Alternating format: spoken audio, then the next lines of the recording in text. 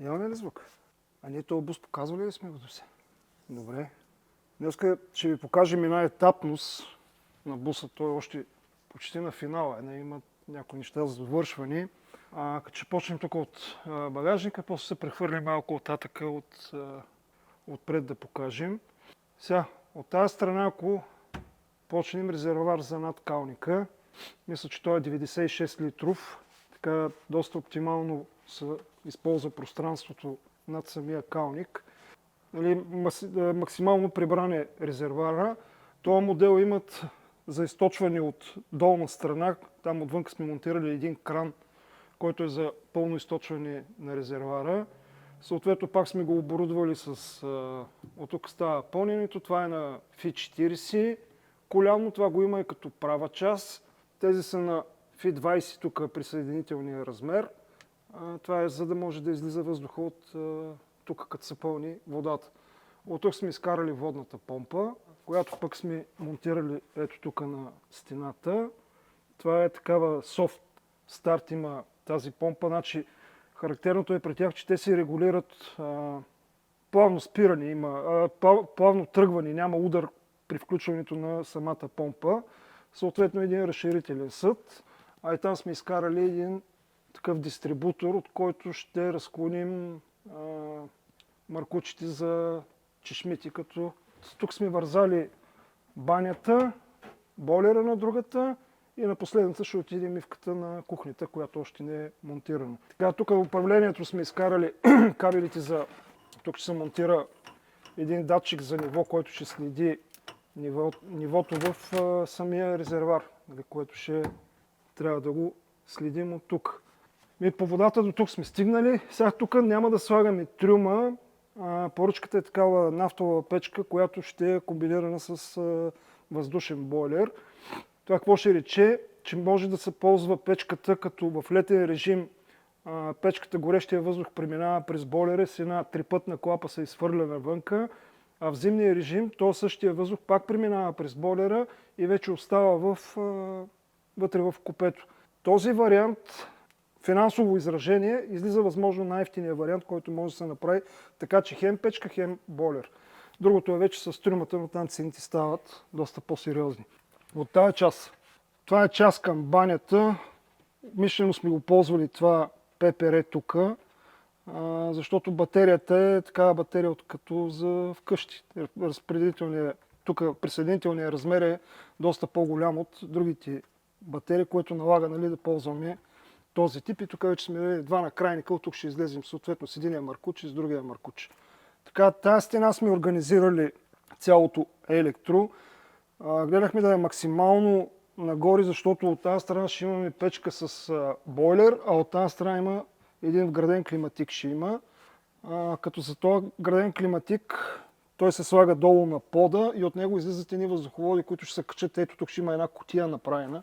В тази част, тази града ще дойде малко насам.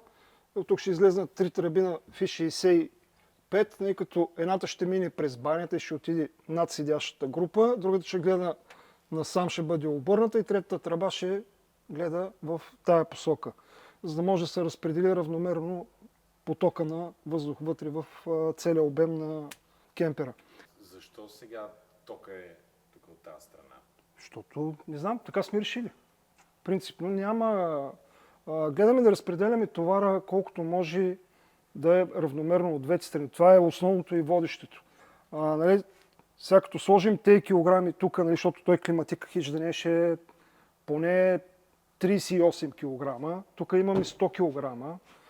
Другата периферия, която може да има равномерно разпределение, но няма правило, тока е от тази страна, а тока от оная страна. В смисъл такъв, че в зависимост и от също влияе разположението на кемпера.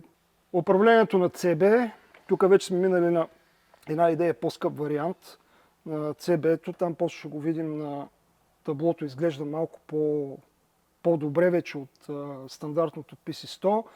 От тук тая кутия е разпределителна кутия за 12 волтовите консуматори, всички влизат вътре в нея и съответно всички връзки са направени вътре в кутията. Табло за 220, сега какво сме включили в таблото? Това е така наречената дефектно токова защита, която е задължителна. Идеята на тази защита е, че ако те удари тока, да може да изключи. На 30 мА е самата защита, 16 А е предпазителя. Тя е с вграден автоматичен прекъсвач.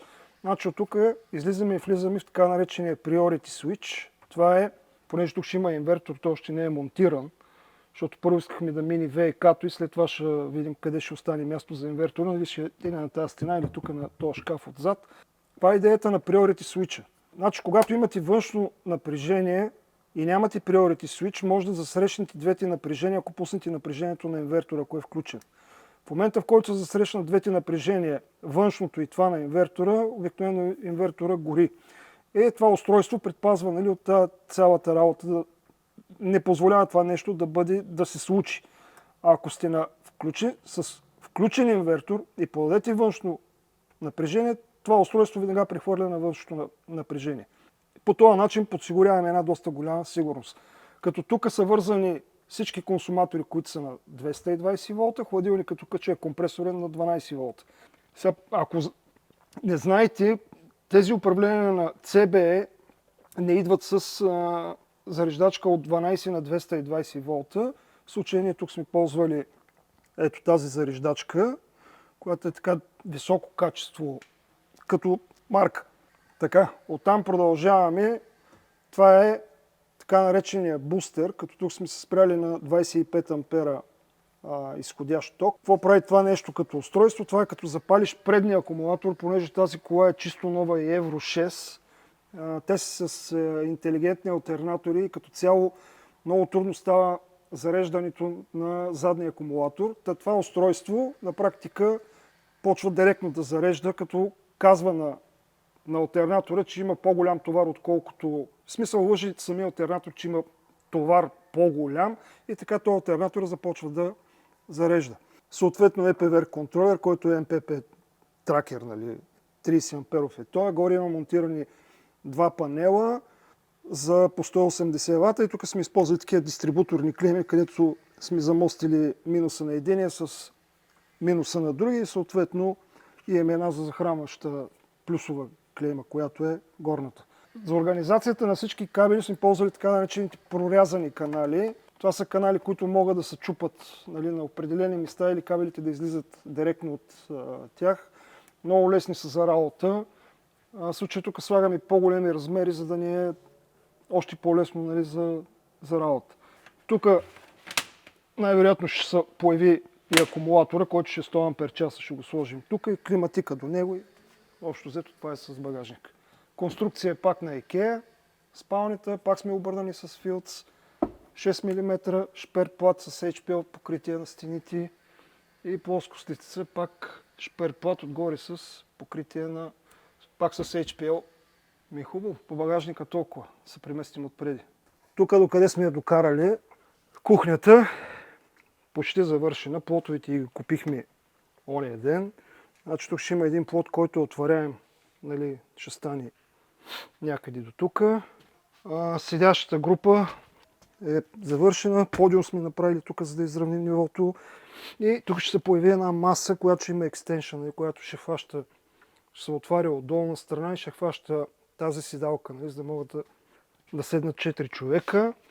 Отдолу под седящата група нищо не сме монтирали. Това цялото нещо ще го оставим за багаж и съответно кухнята е разпределение. Тук ще има една двойка газови котлони, мивката средата и там компресорния хладилник на 12 волта.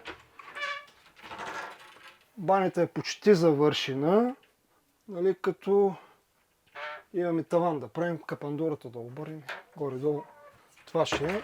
Шкафовете ще ги оставим без дръжки. Тук ще имат едни шнапери, които ще са с пуш. Само да се натиснат и отдолу под кухнята ще имаме LED осветление. Там имаме LED осветление, което ще пуснем.